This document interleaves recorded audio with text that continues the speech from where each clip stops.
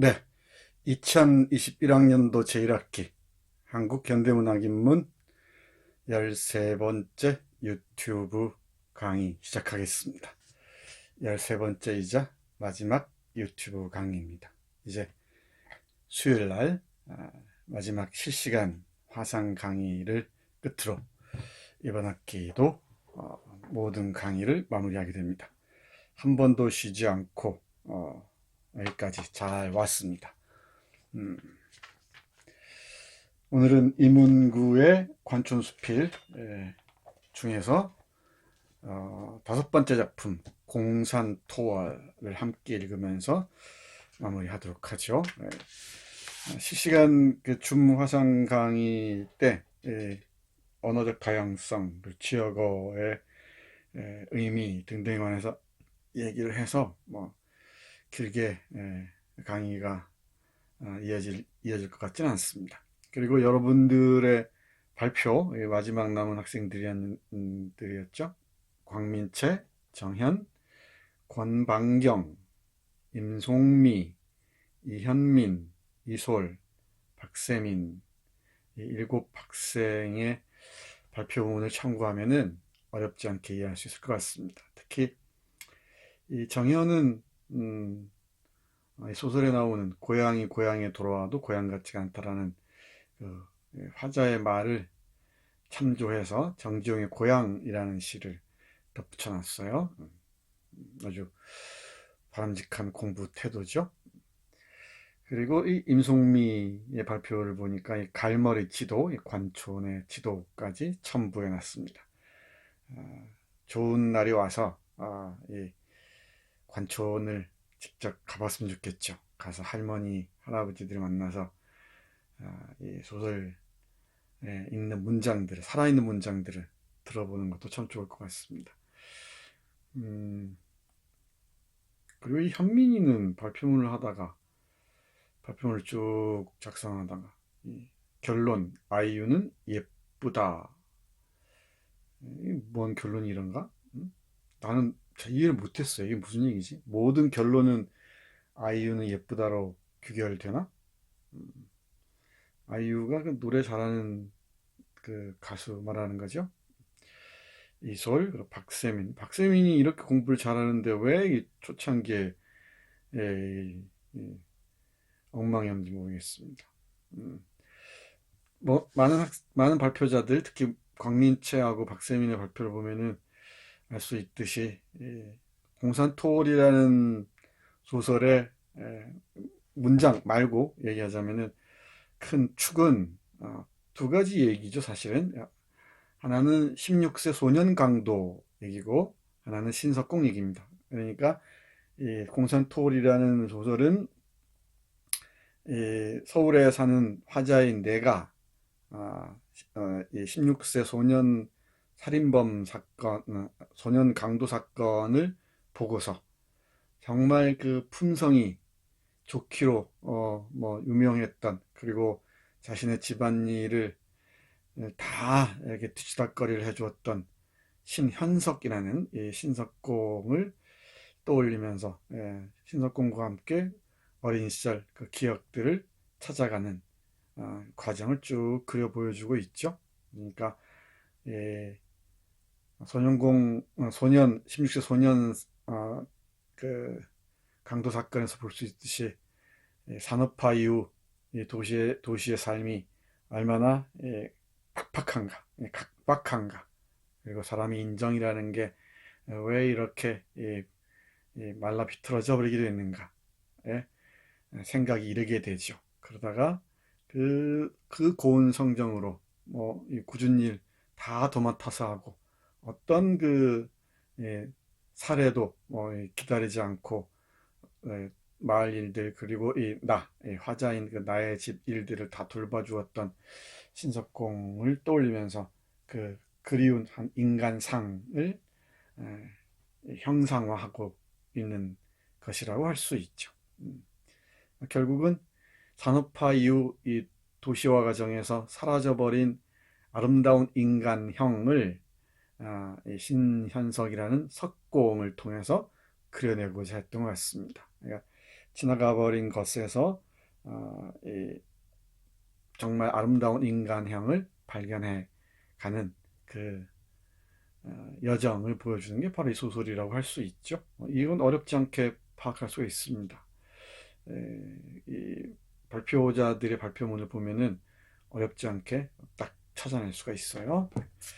아이유는 예쁘다는 결론은 저는 모르겠고, 아무튼 전체적으로 그 그림은 그릴 수가 있습니다. 오늘은 이제 여러분들 그 일곱 학생의 발표까지 포함해서 보면은 전체적인 윤곽을 잡기 어렵지 않을 것 같습니다. 이제 문장을 중심으로 해서 관촌수필의 그 목고지, 언어의 잔치라 그러죠. 목고지란 말이 우리 고유어죠. 우리 그 잔치를 잘 보도록 하겠습니다. 여기 그림은 1992년인가 SBS에서 관촌수필을 방송 드라마로 방영을 했답니다. 나는 본 기억이 없는데 유튜브에서도 부분만 올라와 있고 전체는 올라와 있지 않네요. 이 SBS에 그 들어가서 웹페이지에 들어가서 보면 볼 수 있을지 모르겠습니다. 거기에 한 그 장면입니다. 가운데 있는 친구가 화자인 것 같고요. 옆에 있는 친구 대복인가, 대복이로 보이죠? 네. 그 부분을 보면은 유튜브에 올라와 있는 부분을 보면은 걸쭉한 충청도 사투리를 들을 수가 있습니다. 이 드라마로 볼 수가 있다면 참 좋을 것 같은데 이 관촌수필을 드라마 만들 때 이문구가 직접 각색을 했답니다. 작가가 직접 각색에 참여했다고 하네요. 네. 자, 마지막 강의 본격적으로 시작하죠. 많이 걸릴 것 같지 않습니다. 오늘 강의 시간이 지역으로 그린 삶의 풍경을 했는데 이문구는 우리가 알다시피 양반집 그 집안을 잇고 있죠. 한학의 남다른 그 조예를 갖고 있었죠. 그리고 뒤에서 얘기하겠지만은 관촌수필 8편의 작품을 사원 그 절구 또는 사원 율시처럼 율시라 하겠죠. 8행이니까 사원 율시처럼 써놨죠. 여러분들은 그 간판인지 모르겠는데 네 글자씩 8행이라고 볼 수 있잖아요. 그러니까 보면은 일락서산, 해는 서산으로 지고 화무 10일, 꽃은 10일 가지 않는데 행운 유수요. 구름은 물처럼 흘러가고 푸른 물은 청산을 휘두른다. 그죠? 공산토월, 빈살은 달을 토해내고 관산 추정. 잊어먹었다. 관산에 관산의 추정이 뭐죠? 추정이 있고 여요 주서 월곡 후야처럼 다른 계곡에 비치는 뭐 밤에 뭐 이런 식으로 꼼꼼하게 해석을 해야 되겠지만은 이 네 글자씩 8행을 으로 제목을 삼았어요. 이것도 상당히 흥미진진한 그 부분입니다. 네.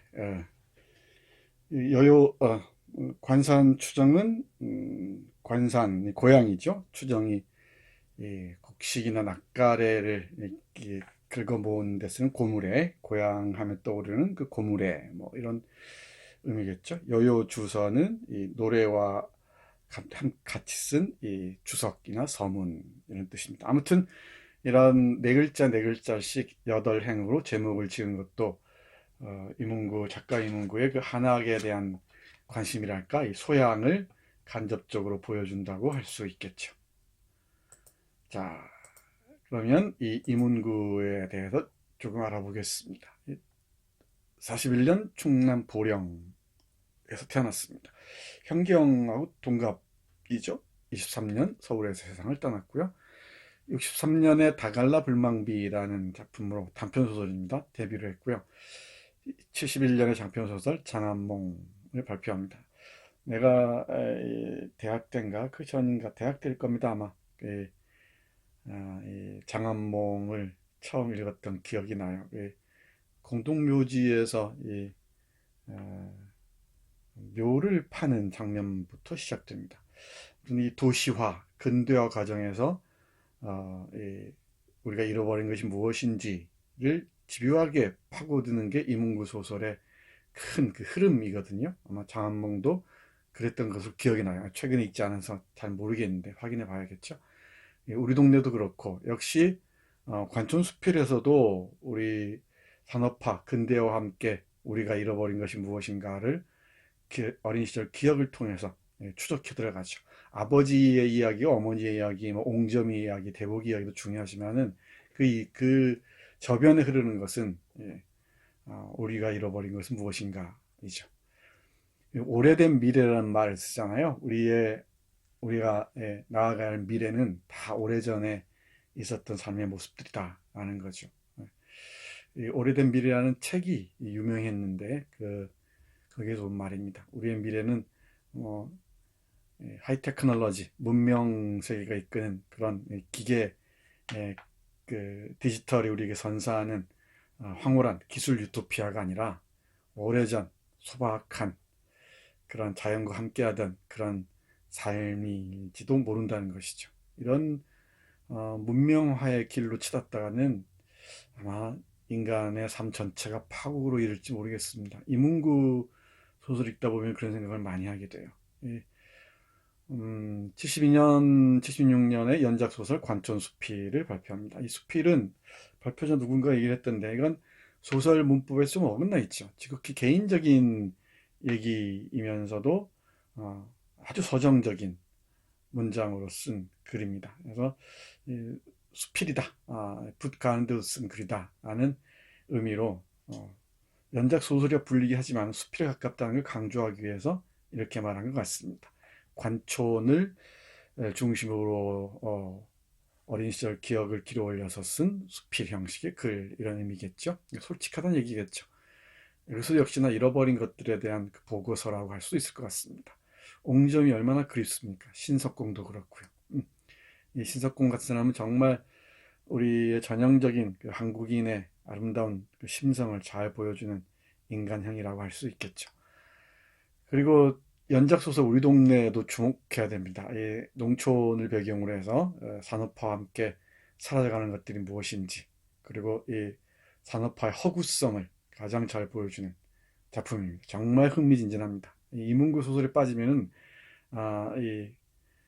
헤어나오기가 쉽지가 않아요. 한번 푹 빠져보기 바랍니다. 이런 한국 문학을 공부하는 여러분들은 모름지기 자기가 좋아하는 작가가 한두 명은 있어야 돼요. 나는 이 사람이다. 대학 다닐 때 소설 쓸 때 쓴다고 그냥 이 소설을 썼다는 게 아니고 쓴다고 약간 폼을 잡았었죠. 그럴 때 이문구를 흉내 내느라고 정신없었던 기억이 납니다. 밤새 이문구를 흉내내서 쓴 글들이 지금도 아련하게 기억이 나요. 그런 경험들이 있죠. 여러분들에겐 누구일지 잘 모르겠습니다. 우리 동네는 농촌을 배경으로 해서 산업화 근대화 이후에 변모해가는 농촌의 삶들을 이 해학 가득한 언어로 보여줍니다. 우리 문학사에서 이 지역어를 아주 풍요롭게 구사하면서 새로운 그 문학 세계를 열어간 계보가 있는데, 크게 보자면은 이 채만식, 식민지 시대의 그 채만식에서 70년대, 80년대 이문구, 그리고 90년대, 2000년대 지금은 한창훈이라는 작가를 들죠. 한창훈도 아주 재미있습니다. 그 큰 흐름이 있습니다. 계보가 있으니까 계보들을 따라가 보는 거 좋을 것 같습니다. 그런데 우리 그때 봤듯이 여러분들은 대부분이 수도권 출신이어서 표준어에 너무 익숙해요. 그래서 아마 읽는 게 상당히 좀 어려울 겁니다.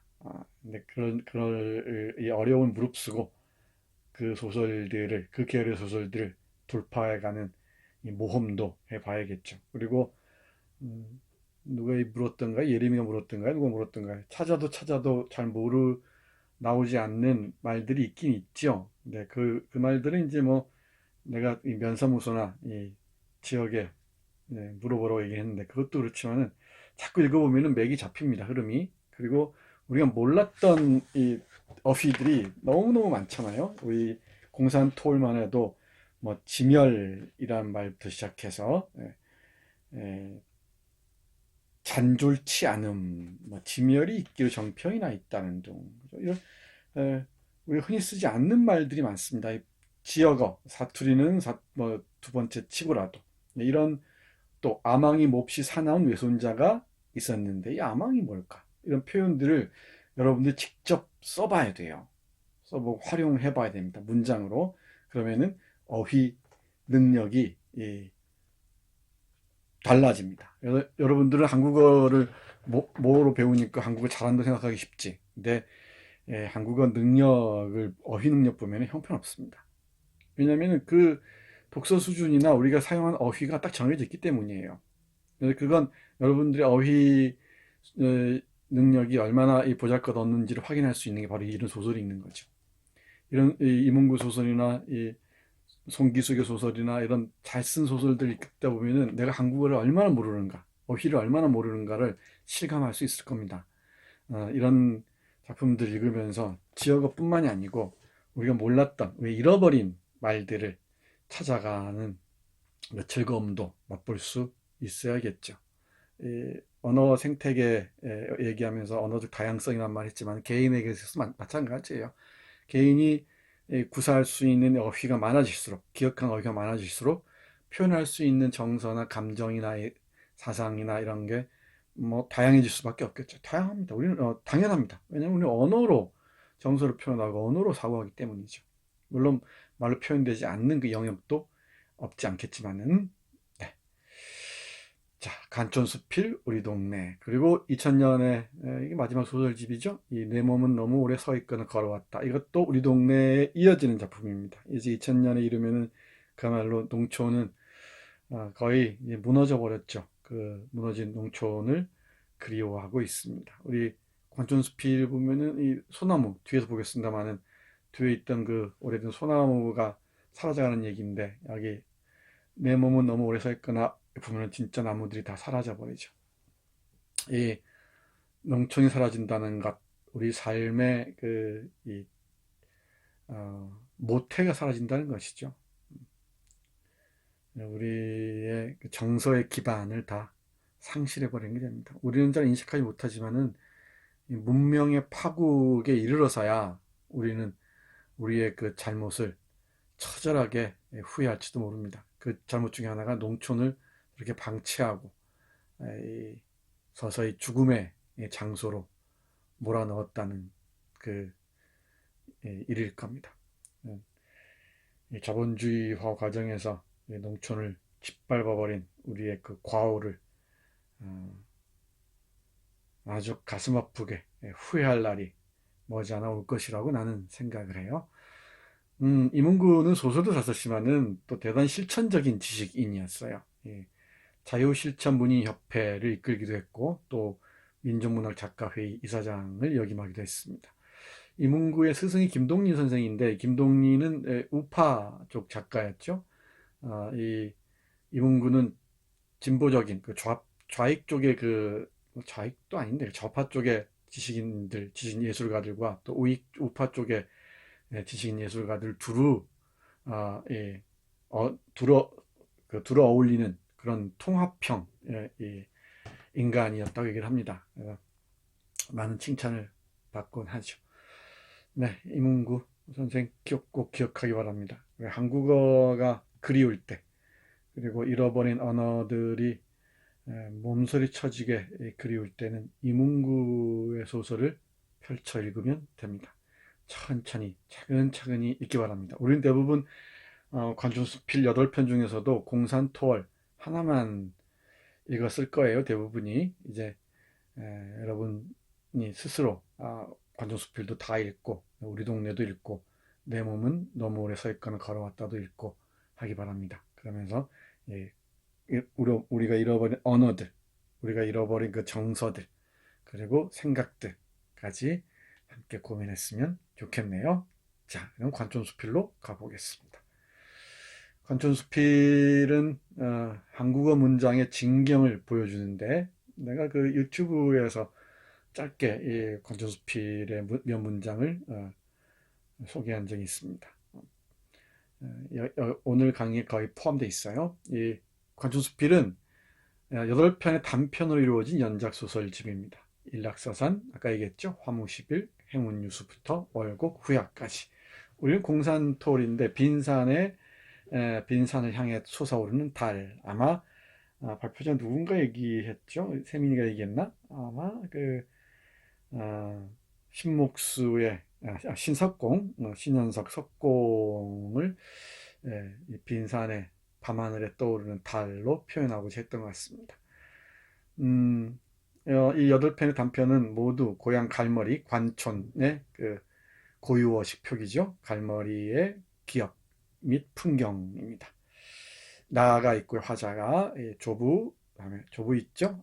아버지, 어머니, 옹점이. 아버지가 문제적 인물이죠. 얘기했죠. 선비면서 사회주의 사상을 소지했다는 이유로 혹독한 시련을 당한 사람입니다. 가족의 중요한 남자들이 다 사상이 다르다는 이유로 고통스러운 일을 겪었습니다. 그리고 아버지의 불똥을 띄워서 신석공도 아버지를 좋아했다는 이유로, 경외했다는 이유로 모진 고초를 당했죠. 전쟁 통해 잠깐 군청에서 일한 일이 또 공산주의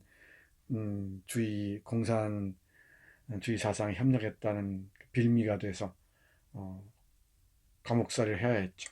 그걸 추궁에 들어온 사람이 바로 그 섬에서 시집온 정희 엄마 있죠. 신석공의 정희 엄마를 원래 좋아했던 청년이기도 했던 것 같습니다. 아무튼 이 아버지와 더 관련되어 있죠. 어머니가 있고요. 그리고 옹점이 정말 생생하게 살아있는 인물이죠. 대복이 이렇게 자잘 잡는 그 친구 있죠. 그리고 윤서방, 신석공, 윤서방녀도 있고 그러죠. 신석동, 공 등등 여러 사람들이 등장합니다.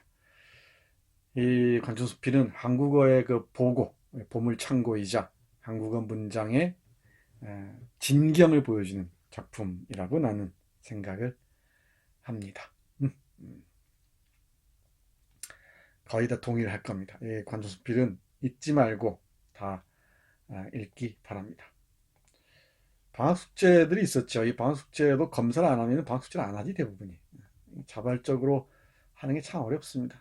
그렇게 20년 넘게 교육을 받아와서 좋아서 자발적으로 뭔가를 하는데 참 미숙해요. 이제 할 수 있어야죠. 자, 일락서산 첫 작품인데 관조수필의 맨 앞에 있는 작품이죠. 일락서산의 첫 부분에서 보겠습니다.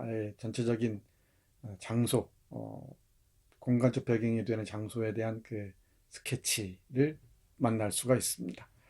그토록 처연하고 헛헛하며 외로울 수가 없던 것이었다. 70년대 말에 서울에 있던 내가 다시 고향을 찾아가 보죠. 근데 이제 70년대가 바로 고도 산업화, 개발 독재에 의한 산업화가 폭력적으로 진행되던 때 아닙니까? 그때 이제 농촌은 거의 초토화하기 시작합니다.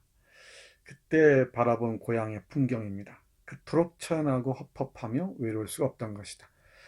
고향을 잃어버린 사람들이 바로 이때부터 등장하기 시작하죠.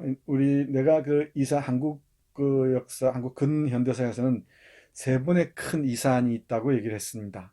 이산, 디아스포라, 헤어짐, 고향으로부터 이별의 하나의 흐름들이 있었는데, 첫 번째는 식민지 시대 때 이 동양척식 주식회사, 우리 다 배웠죠. 낙동강에서 동양척식 주식회사의 회사, 동양척식 주식회사에서 토지조사 사업 후 땅을 거의 이제 독점하죠. 그러면서 소장률이 올라가고 그런 과정에서 너무나 먹고 살기 힘드니까 많은 조선의 인민들이 남부여대, 남자는 등짐을 지고 여자는 머리에 머리짐을 지고 애새끼들 업고 걸리고 해서 고향을 떠나죠. 저 만주로, 시베리아로, 이 중국 쪽으로, 그리고 일본 쪽으로 떠납니다. 그리고 그 앞에 1900년을 전후해서는 하와이나 멕시코로 노동 이민을 떠나기도 하죠. 이 민족 이동에 가까울 정도로 많은 사람들이 이 땅을 떠납니다. 이게 나는 1차 이산이라고 생각해요. 이게 우리 김소월 씨나 백석 씨 하면서 잠깐 언급했던 걸로 기억합니다. 이게 이산의 첫 번째 흐름이었고, 두 번째가 전쟁입니다. 해방 직후 이 전쟁을 통과하면서 사상 대립과 이 전쟁 때문에 남북한에 대규모 이동이 있었죠. 이산 가족이 1000만인이 어쩌니 했었으니까 어마어마한 가족끼리 헤어짐이 있었습니다. 그리고 세 번째 이산의 흐름이 바로 산업화 이후입니다. 70년대, 80년대에 의해서 이르러서 이제 거의 마무리가 된 고향 농촌을 떠나서 도시로 기형적인 도시화가 진행된 때죠. 우리는 고향이 있긴 있지만 고향이 없는 그런 세대가 돼버렸습니다. 여러분들 아버지 세대 또는 할머니 세대에 하고 얘기할 기회가 있으면은 잃어버린 고향에 대한 생각이 어떤지 대화를 나눠보기 바랍니다. 여러분으로서는 실감하기가 좀 어려울 겁니다. 다 아파트, 도시에서 태어난 세대여서 그렇습니다. 우리 세대는 한 집에서 다 태어나고 한 집에서 죽는 게 일상적이었습니다. 그게 일상적이었어요. 한 집에서 태어나서 한 집에서 죽는 게. 그리고 할머니가 돌아가신 방에서 또 손주가 태어나고, 보통 100년 이상씩 사는 집들이 많았으니까 그랬습니다. 한 곳에서 그랬죠. 근데 우리는 다 한결같이 산부인과에서 태어나서 대부분이 한국인들이 가장 선호하는 주거 형태인 아파트에서 살다가 그렇죠. 병원에서 죽고 장례식장에서 떠납니다. 위생 처리된 상태에서. 이제 탄생과 죽음이 우리 삶과 다 떨어져 버렸어요. 그렇죠. 우리가 다 장례식장에서 이별을 할 것이라고는 상상도 못했죠. 그리고 한국인들의 대부분이 산부인과에서 태어날 것이라고 상상도 못했습니다. 그런 상상도 못했던 변화가 몰아친 게 바로 70년대, 80년대, 결정적으로 70년대였죠. 고향 잃어버린 사람들이 지금 이제 50대, 60대 주력이 되고 있죠. 베이비 붐 세대들입니다. 좀 여러분에게는 낯설지 모르겠지만 그런 시절이 있었습니다. 아마 오래된 미래란 앞에서 했는데 이런 시절을 그리워할지도 모르겠습니다. 농촌도 많이 가보고요. 어촌도 많이 가보고 하세요. 그러면 여러분들의 몸의 감각이 달라질지도 모르겠습니다. 그토록 처연하고 헛헛하며 외로울 수가 없던 것이다. 뭐가 그렇게 처연하게 슬프고 헛헛하고 뭔가 이게 허전하고 뭐가 그렇게 외로웠는지 아마 고향이는 상실감 때문일 겁니다. 실향민 감각이라고 얘기할 수 있겠죠. 보세요. 사실이 그랬다. 내가 살았던 옛집의 추레한 주제골에 한결 더 가슴이 미어지는 비감으로 뼈저려 하고 있었으니까. 가슴이 미어지는 비감, 슬픈 감정이죠. 비록 얼핏 지나치는 차창 너머로 눈결에 온 것이긴 했지만 간살이 넉넉한 15칸짜리 꽃팻집의 풍채는커녕 이 읍내 어디서라도 갈머리 쪽을 바라볼 적마다 온 마을에 종가나 되는 양 한눈에 알겠던 집이 그렇게 변모할 수가 있을까 싶던 것이다. 자신의 종가라도 되는 것처럼 한눈에 딱 보이던 자신의 집이 알아보지 못하게 변해버렸다는 것이죠. 그것은 왕소나무, 이 왕소나무가 대단히 중요한 상징적 장치예요. 이 왕소나무가 사라졌죠. 이 왕소나무가 바로 이 동네를 지키던 지킴이 같은 역할을 하지. 근데 왕소나무가 사라졌다는 건 이 고향의 이 비극을 예고하는 것이라고 할 수 있겠죠. 이런 서사적 장치에 주목해서 읽으면 재밌습니다. 왕소나무의 비운 버금으로 가슴을 저미는 아픔이었다. 왕소나무가 어떻게 되더라? 확인해 보세요. 왕소나무가 사라져버리고 그 다음으로 가슴을 저미는 아픔이었다. 이제는 가로세로 들쑥날쑥 꼴값하는 남봉난 집들이 이 콘크리트로 엉망진창으로 지었다는 얘기죠. 들어서면 마을을 어질러 놓아 겨우 초가 안채 용마루만이 그럴듯할 뿐이었으며 좌우에서 하늘자락을 치켜들며 함석 지붕 날개와 담장을 뒤덮었던 담쟁이 덩굴, 사철 푸르게 밤마당에 방풍림으로 늘어섰던 들쭉나무의 가지런한 맵시 따위는 찾아볼 엄두도 못 내게 구차스런 동네로 변해버렸던 것이다. 과거의 풍요로움을 다 상실해버리고 구차스럽게 시멘트로 덕지덕지 칠한 그런 구차스러운 동네로 번해버렸다는 것입니다. 실향민. 나는 어느덧 실향민 알죠? 고향 잃은 사람입니다. 실향민이 돼버리고 말았다는 느낌을 덜어버릴 수가 없었다.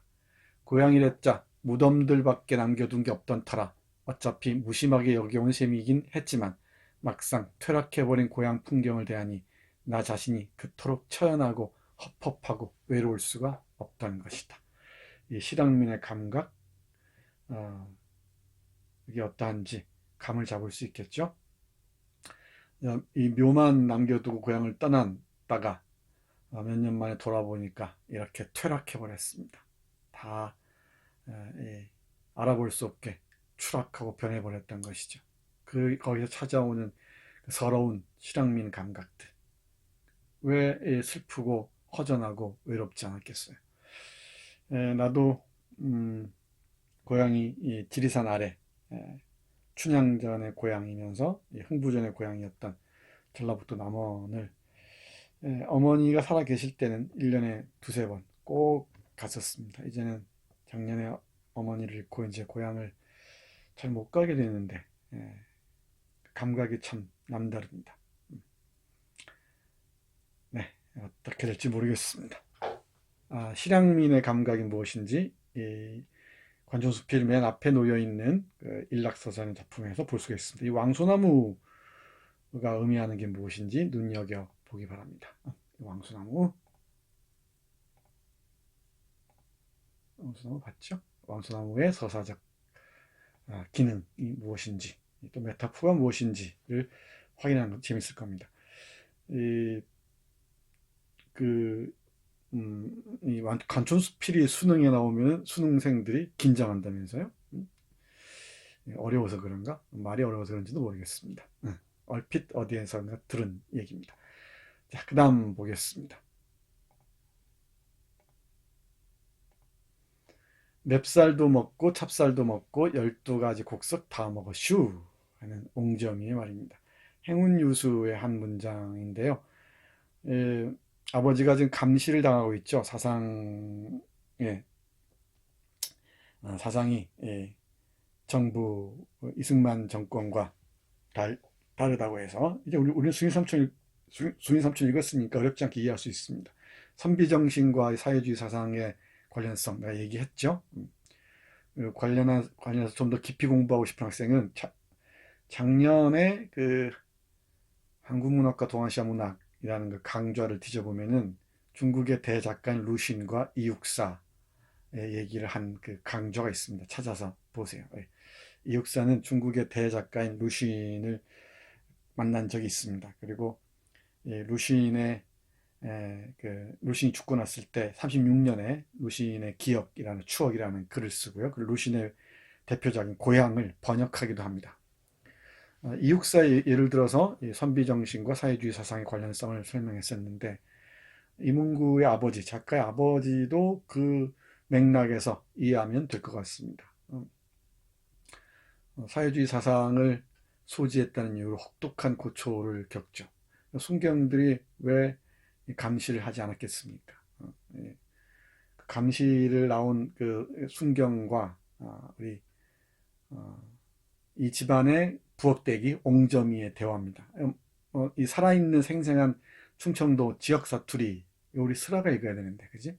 지역 사투리도 사투리지만 이 유머들, 이 민중들의 언어에 내장되어 있는 그 풍부한 유머와 해학, 풍자 이런 맛들을 여러분들이 만끽할 수 있어야 돼요. 그래야 제대로 읽는 겁니다. 한번 읽어볼게요. 순경은 그녀의 걸찍한 구습에 질려 붙잡지 못하다 말고, 이 구습은 입버릇입니다. 입버릇. 이 입구자에다가 습관 습자예요. 이 말솜씨 이런 뜻이죠. 또는 말버릇 이런 뜻입니다. 질려 부쩌지 어쩌지 못하다 말고 사랑 잿더리에 사랑빵이죠. 사랑빵 잿더리에 웬 담배꽁초가 그리 수북하냐고 다시 휘어서 물었다. 돌려서 물었다는 얘기야. 이 아버지가 왔느냐 안 왔느냐, 너 어떤 사람들 만났냐 어땠냐, 이런 이제 뒷조사를 하러 온 거란 말이야. 근데 우리 옹점이는 이 순경이 노리는 게 뭔지를 정말 지혜롭게 잘 알고 있죠. 그러니까 이 그 잿더리에 웬 담배꽁초 이렇게 많으냐라고 순경이 물으니까 사람들이 왔다 간 거 아니냐, 뭐 왔다 갔겠죠. 이 아버지가 어떤 그 일을 도모하는 과정이었으니까. 그러니까 우리 옹점이가 이렇게 말해요. 이 동네 마실꾼들은 담배도 못 핀대요. 이렇게 얘기합니다. 이 동네 마실꾼, 마을꾼들이죠. 놀러 온 사람들. 이 동네 마실꾼들은 담배도 못 핀답니까? 이렇게 얘기합니다. 이 동네 마실꾼들은 담배도 못 핀대요. 그러니까 이 순경이 봤습니다. 이 동네 마실꾼이 누구냔 말이요? 이렇게 묻죠. 그러니까 이 인터네이션을 살리지 않고 그냥 읽으면 정말 맛이 뚝 떨어져 버려요. 그죠? 이 동네 마실꾼이 누구냔 말이요. 이렇게 읽으면은 맛이 전혀 없습니다. 이 동네 마실꾼이 누구냔 말이요. 이렇게 읽어야 되죠. 그리고 바깥 마실꾼을 아니서 오치기 아리우 내외하는 덱인디, 이런 말도 딱 알아들어야 돼. 바깥 마실꾼은 남정네죠. 남자들이 바깥 양반 안 양반 이렇게 썼었죠. 바깥 마실꾼, 그러니까 이 사랑방에 찾아오는 남성 이웃 마을 오는 사람들, 놀러 오는 사람들을 안에서 어떻게 알겠느냐 이 말입니다. 바깥 마실꾼을 안에서 어찌게 아류, 내외하는 덱인디, 내외하다라는 동사가 있습니다. 조선시대까지만 해도 또 양반집이라는 집에서는 남자 여자가 맞 놓고 대화를 하지 않았죠. 중간에 누굴 놓고서 말을 했죠. 누구 왔다고 일러라 이렇게 얘기하죠. 남성과 여성이 직접 대화를 하지 못했습니다. 내외한다 그래요. 이렇게 봤습니다. 옹점이. 그러니까 또 순경이 동네 마술꾼인지 모란, 공작, 부용 같은 권련을 피워 이랬습니다. 모란, 공작, 부용은 담배 브랜드예요. 모란, 공작, 부용. 꽤 비싼 담배였던 모양이지. 동네 마실꾼인지 모란, 공작, 부용. 이 부용은 연꽃이죠. 부용 같은 권련을 피워 이랬습니다. 부용 맞죠? 연꽃입니다. 꽤 이름이 있는, 꽤 값이 있는 담배였던 모양이죠. 권련이니까 말아서 핀 담배죠.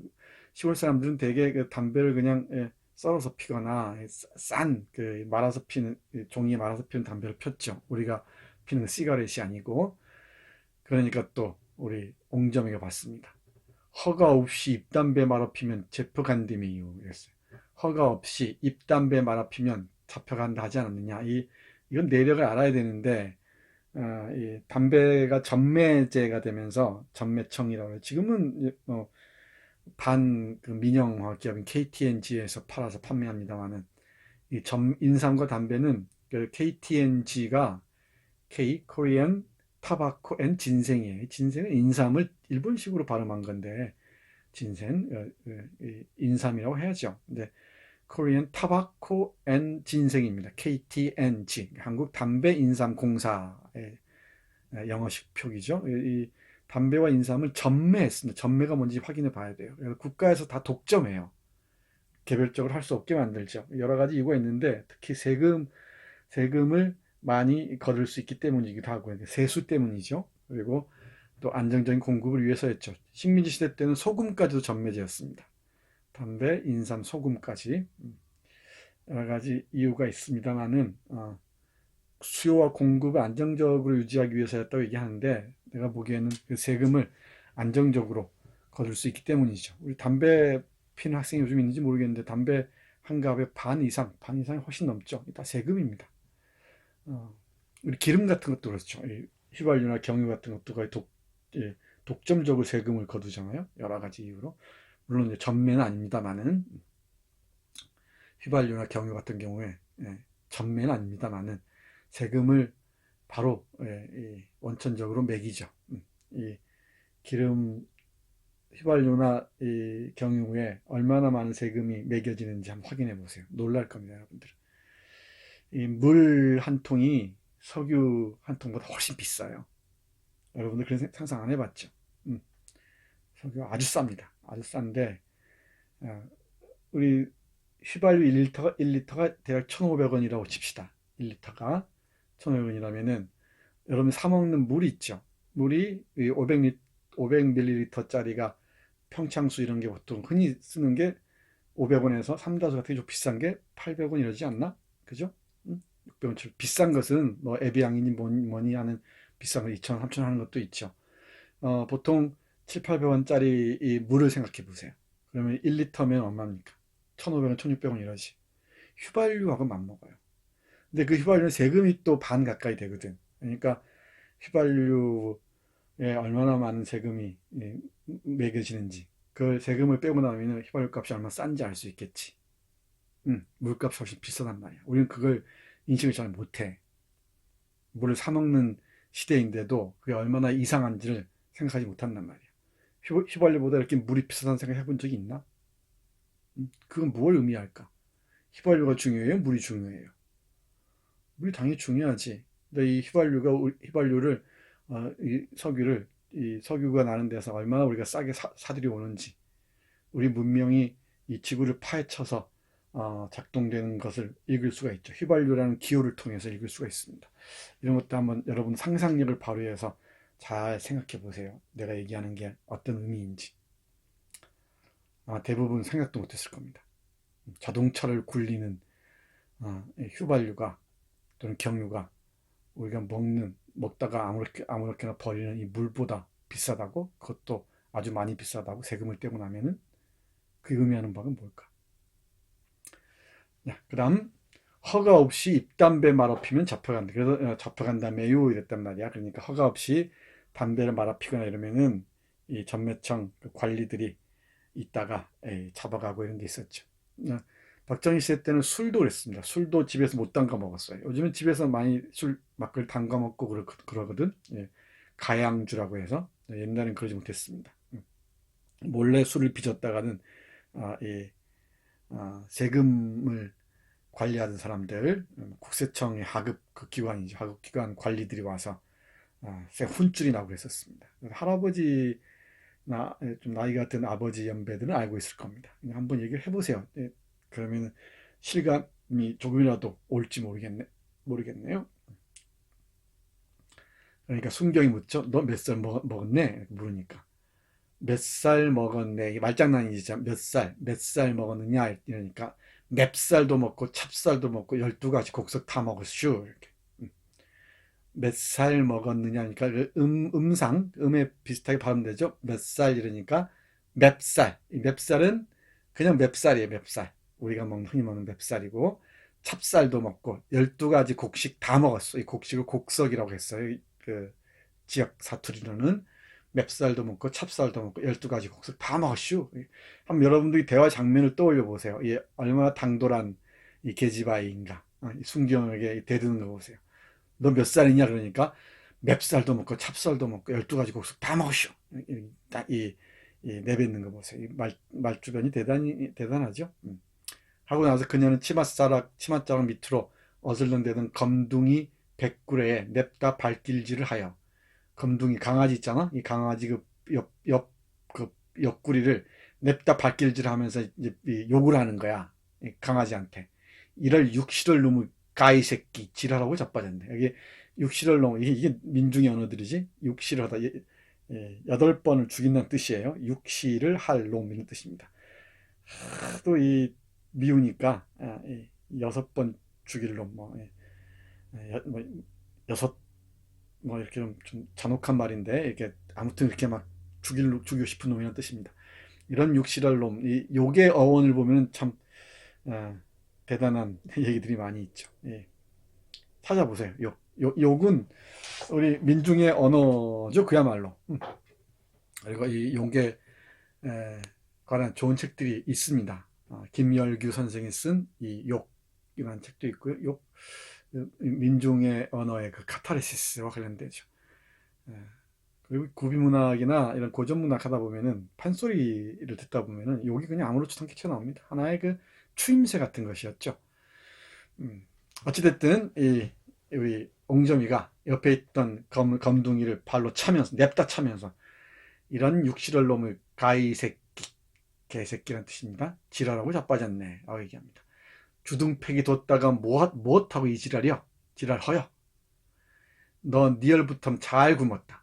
생전 밥 구경을 시키나 봐라. 왜 이랬을까? 이런 죽일 놈의 개새끼 지랄하고 자빠졌네 얘기하면서 걔한테 막 욕을 하지. 주둥팩이 주둥이 뒀다가 못하고 이 지랄이야. 못하고 짓지도 않았다는 얘기지. 왜 이런 순경이 오는 것도 알리지 않았냐는 겁니다. 너 내일부터 잘 굶었다. 너는 이제 잘 굶을 것이다. 이놈 개새끼야 이 말이지. 생전 밥 구경을 시키나 봐라. 옹점이가 대장이잖아. 걔한테는 다 남는 밥 줄 테니까 생전도 안에 밥 주나 봐라. 이 개를 차는 행위는 순경에 대한 이 불만을 간접적으로 표현하는 것이라 할 수 있지. 개에다가 이제 분풀이를 하는 겁니다. 근데 순경 앞에서 얘기하는 거니까 이렇게 하는 거니까 순경도 많이 멋쩍었겠죠. 하고 거듭 발길질을 하여 금방 어떻게 된다니 죽어가는 듯한 비명소리가 들리도록 했다. 내가 듣기에도 담 넘어 들어온 순경을 물어뜯지 않았다는 핀잔이었다. 그러니까 담 넘어 들어오는 순경을 물어뜯지 않았다고 해서 개를 이렇게 혼내는 거지. 이 옹점이. 이런 옹점이나 대보기 등등의 그 언어를 통해서 정의 엄마도 그렇습니다만은 석공도 그렇고요. 이런 사람들의 언어를 통해서 민중들의 살아있는 좀 펄떡이는 언어들을 우리는 간접적으로 경험할 수 있죠. 이것도 문학을 보는 우리의 맛이에요. 요즘 유튜브 보면 소설을 읽어주는 사람들이 있습니다. 예, 관촌술필도 몇 개 있던데 한번 들어보세요. 나는 제대로 안 들어왔는데 이 사투리를 제대로 재현하는지 모르겠습니다만은 한번 참조하기 바랍니다. 자, 우리 옹점이 눈에 선하지요? 자, 그 다음 보겠습니다. 놈뱀이 이끼가 파랫빛으로 고와지기 시작하는 문장들을 잘 보세요. 자연에 대한 하나하나의 묘사들, 이건 보통 관찰력 가지고는 불가능하죠. 여러분 중에 이제 앞으로 글 쓸 사람들이 많이 있을 텐데, 이건 무엇보다 관찰력이지. 예술가들은 기본적으로 관찰입니다. 미술이든 음악이든 문학이든 다 뛰어난 그 관찰력이 뒷받침돼야죠. 그리고 자연과 인간을 꿰뚫어 볼 수 있는 그 힘이 있어야 됩니다. 그래야 이런 묘사가 가능해지죠. 아무나 이렇게 쓸 수 있는 게 아닙니다. 못 씁니다. 이 관찰에 입각해서 그걸 이렇게 서술한다는 게 보통 어려운 일이 아니에요. 자, 어떻게 묘사하는지 볼까요? 녹수청산이라는 작품의 한 구절입니다. 관촌수필의 몇 번째 작품이더라? 녹수청산이 세 번째 작품인가? 네 번째 작품인가? 네 번째 작품이네요. 이 녹수청산의 한 문장 봐요. 함께 보겠습니다. 논뱀이 이끼가 파랫빛으로 고와지기 시작하면 새로 퍼진 미나리 아제비 잎새 밑엔 올챙이들이 옴닥콤닥 놀기 시작한다. 근데 우리는 본 적이 있어야지. 올챙이 본 적이 있는 사람 있나요? 혹시 벼가 어떻게 심어지고 어떻게 자라고 그 과정들을 쭉 본 사람이 있나? 드물 겁니다 아마.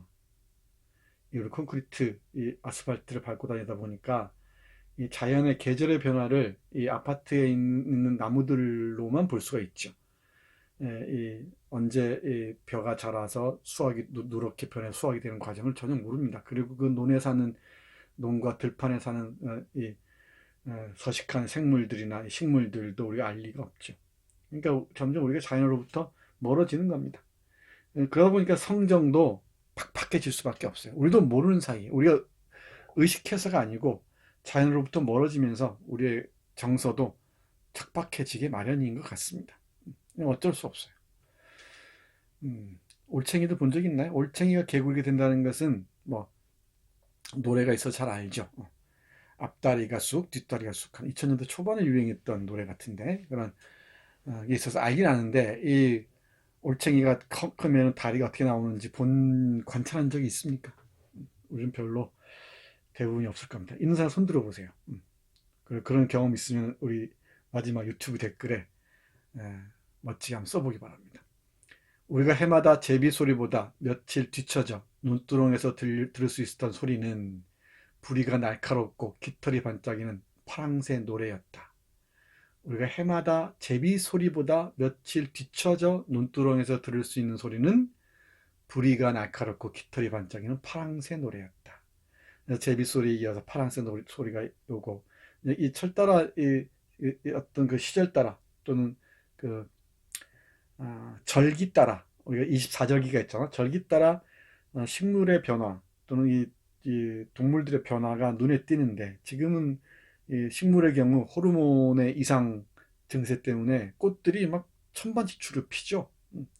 순서가 없어요. 뭐 목련이 피고 개나리가 피고 진달래가 피고 뭐 이런 순서가 쭉 있었는데, 그게 다 없어지고 뭐 가을에도 개나리가 피지 않나.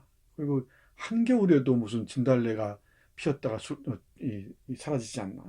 순서도 없습니다. 계절의 변화하고 별 관련이 없이 뭐 우리 한반도의 남쪽 이 아열대로 접어든다 그러죠. 제주도의 그 바다 생태계는 아열대로 이미 접어들었다 그럽니다. 참 대단한 위기입니다. 이 코로나 바이러스가 더 무서운 게 기후 위기인데 어쩔지 모르겠습니다. 인간이 참 지혜롭다고 하는데, 이성적이라고 하는데 내 근심만 깊어갑니다. 우리 세대야 뭐 어느 정도 살았으니까 그렇다 치고 미래 세대에 어떤 유산을 물려주려고 그러는지 참 모르겠습니다. 자, 물총새를 우리는 파랑새라고 불렀던 건데, 물총새 구멍을 뒤져내는 데엔 대보기와 겨울아이가 아무도 없었다. 새알을 훔쳐먹곤 했죠. 물총새는 산골짜기 깊은 계랑의 깎아지는 듯한 깊은 이 벼랑이죠. 계랑의 깎아지는 듯한 흙벽에다 개구멍처럼 깊숙이 굴을 파고 살고 있었다. 나는 대보기를 따라 두어 길이 넘게 깊숙이 파인 시뻘건 황토 계랑을 한나절씩 헤매어 다녔고, 황토 그 절벽을 물총새 그 새집을 찾아서 한나절씩 헤매고 다녔고, 대보기는 한 구멍에서도 물총새 새끼를 서너 마리씩이나 잡아내곤 했다. 구멍에 거미줄이 쓸고 산이끼가 푸름하게 돋아 아무것도 살지 않는 구멍 가끔만 구멍 임자가 들고 안 들어있는 걸 영락없이 맞춰 헛손질 한 번을 안 턴 것이다. 물총새가 논다랭이로 올챙이 송사리 따위 먹이를 찾아 나간 구멍이면 두어 시간씩이나 기다렸다가 잡기도 했다. 그 어린 시절 기억을 떠올려서 묘사하는 부분 잘 보기 바랍니다. 이런 문장들 훈련을 해야 되죠. 종종 이런 질문을 받습니다. 글을 잘 쓰려면 어떻게 해야 하느냐, 이런 질문들이 있는데, 방법은 많이 써보는 것밖에 없습니다. 많이 읽고 많이 써보는 것밖에 없는데, 또 다른 방법은 훌륭한 그 작가나 에세이스트들의 글을 읽고 필사해보는 겁니다. 직접 손으로 적어보는 것도 좋은 방법이에요.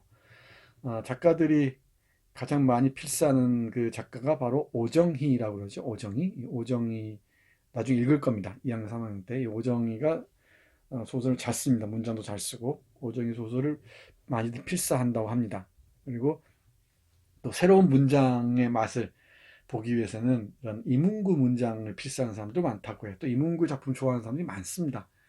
그 영화 감독 박찬욱이 있죠. 박찬욱도 이문구의 관촌수필을 각별하게 좋아한다고 오래전에 얘기를 했었습니다. 많은 사람들이 관촌수필을 우리 언어의 보고일 뿐만 아니고 이 기억의 저장고로서, 그리고 또 사상과 관련도 없지 않아서 아주 훌륭한 작품으로 손꼽는 사람들이 많습니다. 나도 그런 사람들 중에 한 명이고요.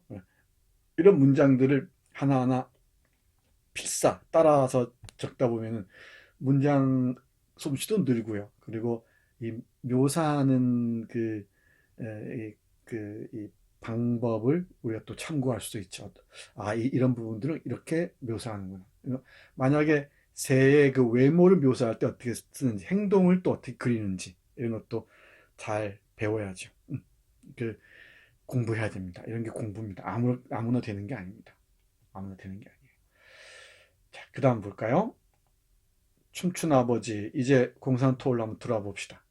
공산토월은 앞에서 얘기했고 또 발표자들의 PPT 발표 자료 보면 어렵지 않게 이해할 수 있습니다.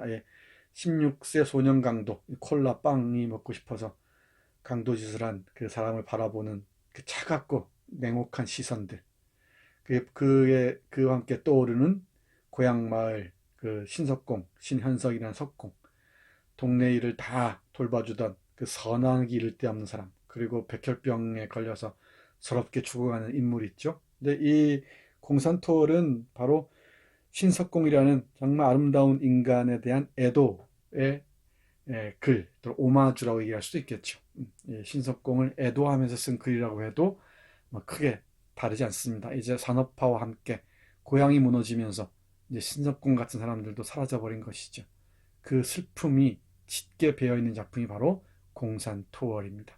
빈산에 떠오르는 달로밖에 이제 바라볼 수가 없는 그런 인간형이 돼버렸죠. 이 문명이 고도하면서 우리 인간 사이의 불신은 깊어만 가고요.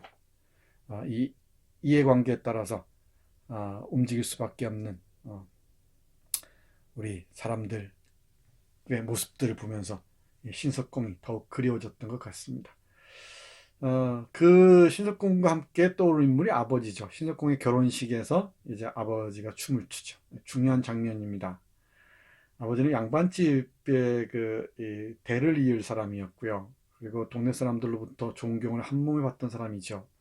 해방 직후에 사회주의에 몸담았던 사람들은 대부분이 이렇게 그 존경을 받았습니다. 왜냐하면 외놈들, 이 일본 제국주의자들에게 포섭되지 않고 싸웠던 사람들이니까 왜 민중들의 사랑을 한 몸에 받지 않았겠는가. 언젠가 얘기했죠. 미 군정청 조사, 그 당시 조사에 따르면은 미 군정 지배 아래 있었죠. 이 미 군정청 여론조사에 따르면은 70% 이상이 사회주의에 찬성하는 반응을 보였다고 했잖아. 그럴 수밖에 없어요. 우리 그때 당시 이 상황들을 우리가 떠올려야 됩니다. 그 아버지입니다. 그 아버지 양반집 선비였던 사람인데다가 또 이 민중들 편에 서서 싸운 사람이란 말이야. 존경을 한 몸에 받았겠지. 그리고 신석공도 이 아버지를, 화자의 아버지죠. 아버지를 존경해서 우리 집의 그 굳은 일들을 다 도맡아 해주지 않았느냐 말이야. 그러니까 그 신석공과 함께 아버지가 떠오르는 건 당연하겠죠. 그리고 이 아버지도 뭐 계급이니 뭐니 가리지 않고 이 사람들과 어울렸죠. 그 어울리는 장면을 보여주는 게 춤이에요. 춤추는 장면입니다. 이게 경애로웠다고까지 얘기를 하죠. 놀라울 정도였다고. 민중들 속으로 스며드는 이 지식인의 모습을 아버지가 그대로 보여주고 있죠. 아버지에 대한 그리움이 깊게 흐르고 있습니다. 그렇죠? 신석공에 관한 이야기를 매개로 해서 아버지를 떠올립니다. 아버지 얘기는 곳곳에 나와요. 다른 관촌수필 다른 편에서도 아버지 얘기가 계속 나오니까 함께 보기 바랍니다.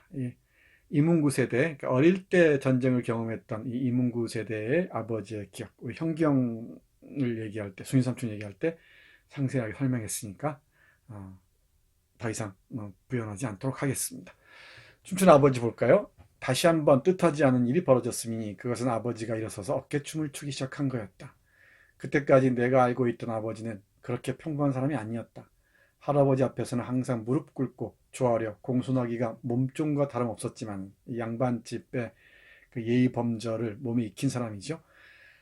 처자 앞에서는 단란하고 즐거워 웃더라도 결코 치아를 내보인 일이 없게 근엄하되 이빨을 내보인 일이 없게 근엄하되 한내천 백사장에 한내천 갈머리가 있는 그 냇가죠. 백사장에 강연장이 설치되면 뜨내기 장돌뱅이까지도 가게죠. 걷어치울 정도로 수천 군민이 모여들게 마련이었으며 대단한 연설가, 웅병가였단 얘기지. 대단한 그 정치적인 그 힘을 갖고 있는 사람이었단 말입니다. 산천이 들렸다 놓인다 싶게 불뿜듯 웅변을 했는데 그때마다 청중들로부터 천둥보다 더 우렁찬 환호와 박수가치를 얻고 당신을 알던 모든 사람들한테 선생님이란 경칭을 받았던 저만치 멀리로 건너다 보이며 어렵기만 한 사람이었다. 이 문장 보세요. 이게 이문구식 문장입니다. 긴 문장인데 정확하죠. 이런 긴 문장의 맛이 있습니다. 짧은 문장은 짧은 문장의 맛이 있지만 이런 만연체, 유장한 문장이라고 그러죠. 아주 길게 이어지는 유장한 문장의 또 맛도 있어요. 깊이도 있고. 예, 아버지를 묘사하는 이 문장도 잘 보기 바랍니다. 선비, 양반댁 선비, 지식인이면서 또 사회주의자, 민중들 편에 서서 새로운 세상을 꿈꾸자고 연설하는 장면이 눈에 선하죠. 우리 그 이태준의 해방전후에서 현이 연설했던 것과 대비되죠. 한번 떠올려 보세요. 어디 그럴 법이 있을 수 있단 말인가. 남의 집 울 안 출입에 노랫가락과 어깨춤. 신기함과 경이로움을 주체하지 못해 나는 몹시 당황했지만 그러나 그런 거북스러움도 슬며슬며 가셔지고 있었다. 멍석 가장자리로 둘러서 있던 모든 사람들이 덩달아 함께 어울려 춤을 추기 시작했던 것이며 그 속에는 작대기 막대기와 새끼 타래를 내던진 쌍리아베와 복산아베, 덕산이와 조패랭이가 섞인 채 누구보다도 흥겨워 몸부림을 하고 있었기 때문이다. 정말 이 조패랭이니 뭐니 이른바 그 하층민들이죠. 그런 사람들과 어울리는 이 아버지의 모습, 이 신기롭고 경이롭다고 얘기했죠. 이 민중들과 함께하는 지식인의 모습, 이게 바로 작가 이문구의 삶에도 깊은 영향을 끼쳤던 것 같습니다. 70년대, 80년대 박정희 전두환의 그 서슬퍼렀던 시절에 자유문인 실천협회라는 그런 문학자들 단체에서 싸웠죠. 함께 맨 앞장서서 싸웠습니다. 그리고 민중문학작가회의에서도 이사장을 하면서 싸웠죠. 예, 민주화를 위해서. 그리고 검열에 반대하면서 싸웠습니다. 언론의 자유를 위해서, 창작의 자유를 위해서, 표현의 자유를 위해서. 이런 것도 이 아버지로부터 영향이 있다고밖에 볼 수 없겠죠. 근데 아버지가 사상의 분단 속에서 처절하게 세상을 떠나죠. 그 기억이 얼마나 아프게 남았겠습니까? 이 춤추는 아버지 강렬하게 남아 있습니다. 관촌숲을 통틀어서 아버지와 관련된 이야기가 많은데 가장 감동적인 장면입니다. 민중들과 함께 춤추는 지식인 아버지. 온몸으로, 온 사상으로 싸우는, 그리고 어울리는 이 모습. 감동적입니다. 자, 그 다음 볼게요. 오늘 1시간 안에 끝내려고 했는데 또 약속을 못 지키게 됐습니다. 가능하면은 빨리 끝내도록 하겠습니다. 이 마지막인가 보죠? 아닌가? 신석공의 절규 보세요. 이 신석공이 정말 살아있는 한국인의 그 전형적인 모습, 참 인정 많고요. 욕심 없고, 그리고 남의 굳은 일들 다 도맡아 해주면서도 어떤 그 대가도 바라지 않는 아름다운 인간 신현석이죠. 근데 이 사람이 백혈병 얻어서 죽는단 말이야. 죽어가는 그 상황 속에서 나오고 악수를 나누죠. 이 서러운 장면 보세요. 나는 살고 싶은디 그여 데려가네. 그의 끝내, 이런 뜻이 끝내 데려가고 많이 말이죠. 늙으신 부모를 두고 먼저 가다니 어린 새끼들은 워치커라고 나를 데려갈까이. 이렇게 말합니다. 그러다가도 정말 여러분들 살아있는 공부를 하려면은 이 문장을 가지고 와서 보령, 대천 이쪽 그 할아버지 할머니들에게 읽어달라고 한번 해보세요. 나는 살고 싶은디 그여 데려가네. 그러다가도 그는 사지를 버둥거리고 눈을 뒤집으며 발악하듯 울부짖는 거였다. 안 돼요. 나는 살어야 돼요. 나는 살고 싶어. 내가 죽으면 안 돼요. 말이 쏟아져 나오기 시작하면 숨 돌릴 겨를도 없었다. 여기에 조매, 얼른 대천 가서 놈 팔어 와. 여기에 이봐, 조매는 저기 엄마 이 뜻입니다. 우리 옛날에는 여보라는 말 잘 못 쓰는 사람들은 큰딸의 이름을 쓰거나, 뭐, 이를테면 우리 민채 아버지가 민채 어머니를 부를 때, 보통 여보 이러죠. 근데 민채 엄마 이렇게 부를 때 있죠. 그런 식입니다. 그리고, 조매 이랬는데, 애기 엄마, 뭐 이런 식으로 부르기도 했었어요. 저기 어머니, 뭐 이런 식으로. 호칭입니다. 조매, 저기 어매, 이런 뜻이죠. 저기 어매, 저기, 거시기 하면 다 알아듣잖아. 거시기 하면 다 알아들어요. 거시기가 거시기 헌 거시기 혀, 그럼 다 알아들어요. 전라도나 충청도에서는 이 거시기란 말만 쓰면은 이 화용 상황에서 그 대화 상황에서 다 얘기됩니다. 조음에 거시기 혔어 그러면 거시기 혔어요. 그럼 다 되게 대화 다 돼요. 얼른 좀에 얼른 대천 가서 논 팔어 와 이랍니다. 대천 고향이죠. 밭도 팔고 집도 팔고 싸게 가서 얼른 가서 이 말이죠. 싸게 가서 돈 맹글 오란 말이여. 나부터 살고 봐야겠어. 이대로는 억울해서 죽을 수 없단께. 살만하니까 얼마나 고통스러운 삶을 살았나. 이 화자의 아버지를 존경했다는 이유로 그 집안일을 돌봐줬다는 이유로 혹독한 고문을 당하고 감옥살이를 하고 그러죠. 그리고 어떻게 살아와서 남아서 정말 성실하게 일해서 살림을 좀 이뤘는가 싶었는데 살만하니까 이제 백혈병 찾아왔지. 얼마나 서럽겠어요. 이대로는 억울해서 죽을 수 없단께.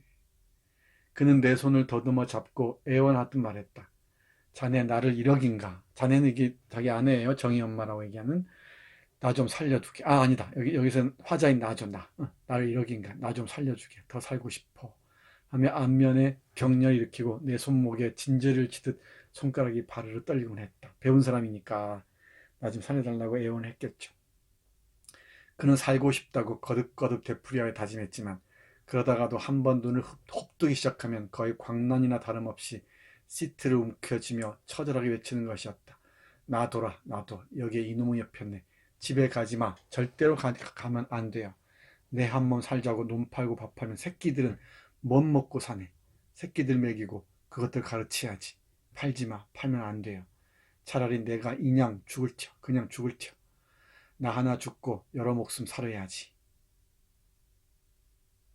이 문장 읽을 때 눈물이 왈칵 쏟아지지 않으면 사람이 아니에요. 응? 내 소매자락을 뜯어 먹을 듯이 거머쥐며 그는 울부짖었다. 정이 훈년이면 정이 딸 이름이죠. 훈년이면 그년도 중학 들어갈 텐데 내년이면 그 아이도 중학을 들어갈 텐데 자네 후제라도 나중이라도 이 말이야. 우리 정이 잊지 마소. 딸 잊지 말란 얘기죠. 부디 그년 좀 배우게 해줘요. 시골 사람들의 그 배움에 대한 열망들 대단했죠. 배우게 해줘요. 자네 장가 가서 살림을 나면은 아직 장가 안 갔죠. 이 화자가 살림 나면 자네 집에 데려다가 식모로 쓰소. 식모 시키면서 야간 학교라도 보내주어야 하여. 자네가 책임지고 고등과까지는 가르쳐 주어. 애비 없이 큰 새끼들 글이나 넘들 반만큼이라도 배워야지. 아, 이 아버지의 마음이 서럽게 와닿지 않습니까? 살고 싶어서 논 팔아 밥 팔아서 나를 좀 살려달라고 했다가도 또 예, 살아남은 마누라 아내하고 자식들 생각하면 그럴 수가 없죠. 그리고 자신이 돌보고 보살폈던 이 화자의 집안을 떠올리면서 이 배운 화자에게 부탁하죠. 자네 장가가서 살림을 나면은 딸내미 데려다가 식모라도 쓰면서 좀 야간 학교라 좋으니까 가르쳐달라. 70년대 말 산업화 과정에서 사라져가는 이 신현석이라는 인간에 대한 애도가 이렇게 깊을 수가 없습니다. 한국인들의 심성의 밑바닥이 흐르고 있는 모습을 신석공을 통해서 보여주고 있죠. 그리고 이 애도의 깊이가 만만치 않다는 것도 읽어낼 수가 있겠지. 이제 여러분들이 이 정도는 다 읽어내야지. 중요한 건 이런 문장을 읽으면서 여러분들이 눈물을 훔칠 수 있어야 한다는 거야. 이 감정, 정서가 교감하지 않으면 소설 읽어봐 소용없어요. 이 머리를 읽어봐 소용없습니다. 가슴으로 읽어야 되는 것. 가슴을 읽고 머리로 차갑게 생각하면서 이걸 어떻게 내가 받아들여야 될지 고민하고 해야 되죠. 가슴이 먼저 반응해야 돼. 응? 천천히 이 관촌수필 다시 읽어보기 바랍니다. 신석공의 절규에 주목해서 이 신석공에게 보내는 이 애도의 시라고 읽어도 좋습니다. 네. 자, 마지막입니다.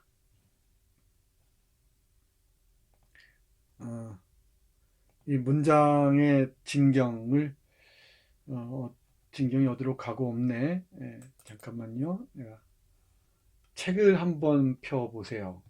책을 한번 펴보기 바랍니다. 책을 한번 펴보시면은 여기 슬라이드가 빠졌는데, 잠깐만. 슬라이드가 빠졌는데, 예. 왜 빠졌나?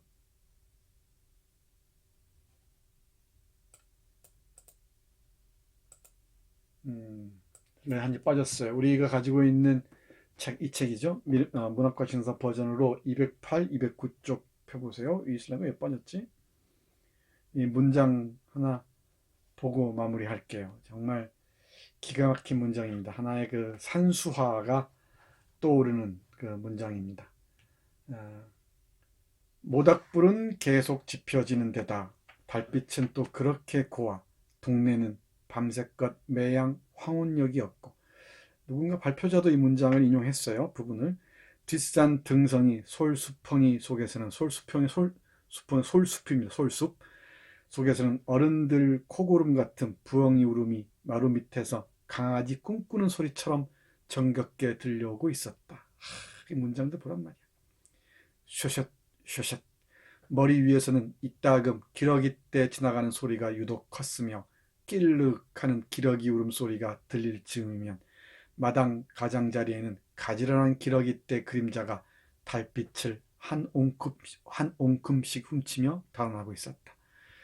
가지런한 기러기 때 그림자가 달빛을 한 옹큼씩 훔치며 달아나고 있었대요. 그려지나? 머릿속에 이미지로 딱 떠오르나? 근데 기러기를 본 적이 있어야 말이지. 큰일은 큰일이네. 찾아보세요. 기러기 떼가 되게 얘들은 줄지어 날아가죠. 어떤 대형을 이루어 날아갑니다. 달 그림자를 스치니까, 그게 달을 스치니까 그림자가 달빛을 한 옹큼씩 훔치며 달아나고 있다고 표현합니다. 대단한 문장이죠. 산수화 한 장, 그림 한 장 보는 듯한 그림입니다.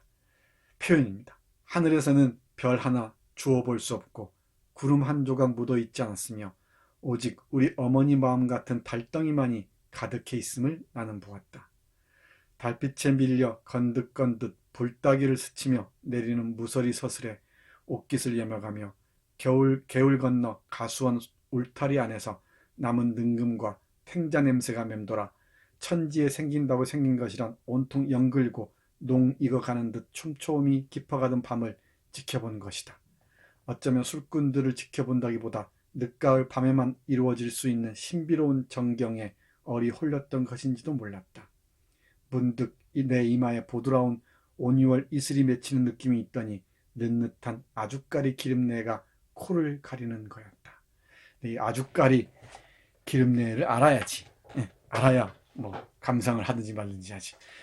간접적으로라도 경험을 해봐야죠. 피마자라고 했는데 아주까리 기름, 옛날에 어머니들 머리에 바르던 기름이었습니다. 머리기름이었어요. 그 냄새, 이 냄새와 함께 떠오르는 추억들이 또 있죠. 이런 문장들 대단하지 않습니까? 머리 위에서는 이따금 기러기 때 지나가는 소리가 유독 컸으며 끼르륵하는 기러기 울음소리가 들릴 즈음이면 마당 가장자리에는 가지런한 기러기 때 그림자가 달빛을 한 옹큼씩 훔치며 달아나고 있었다. 이 문장의 맛을 즐길 수 있어야 돼. 그래야 문학작품을 제대로 감상하는 겁니다. 그리고 이런 문장들을 여러분들이 또 쓸 수도 있어야 돼. 내가 칭찬에 인색하다고 뭐라 하는 사람들이 있는데 요즘 좀 칭찬도 하는 편이지. 여러분들 그 댓글 짤막한 에세이들 보면 정말 문장 솜씨 좋아졌습니다. 많이 좋아졌어요. 그러니까 자신감 갖고 기말 에세이도 쓰세요.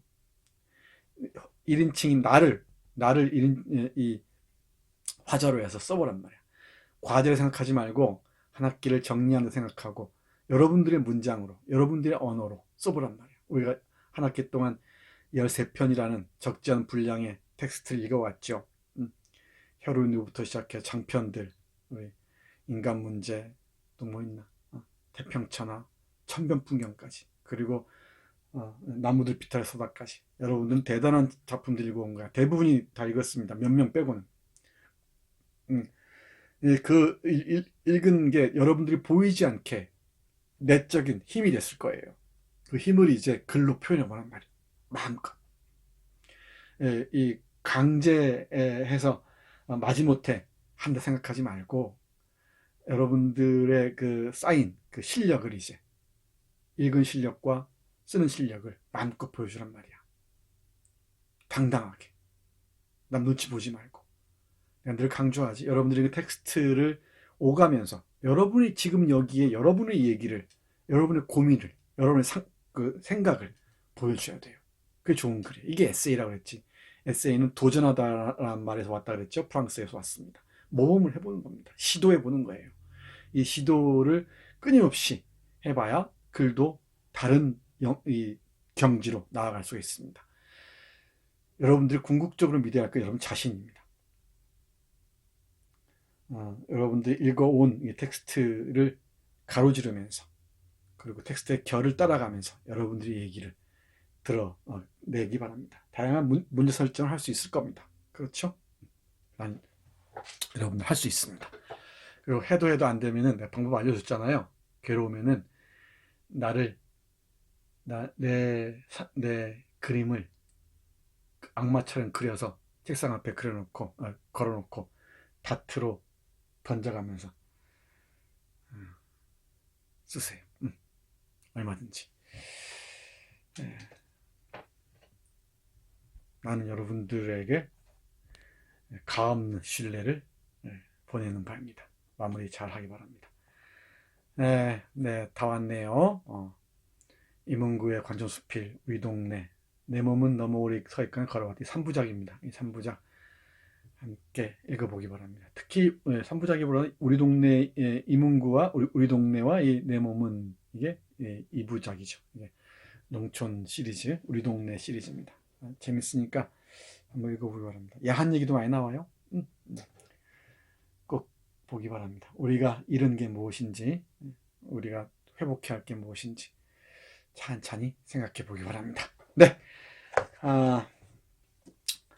2021학년도 1학기 한국현대문학 입문 13번째 유튜브 강좌 마지막 강의 마치겠습니다. 이제 수요일날 실시간 화상 강의로 종강을 하겠습니다. 한 학기 동안 고생 많이 했습니다. 천천히 다시 듣고 댓글도 잘 달기 바랍니다. 네, 오늘 강의 마치겠습니다. 고생했습니다.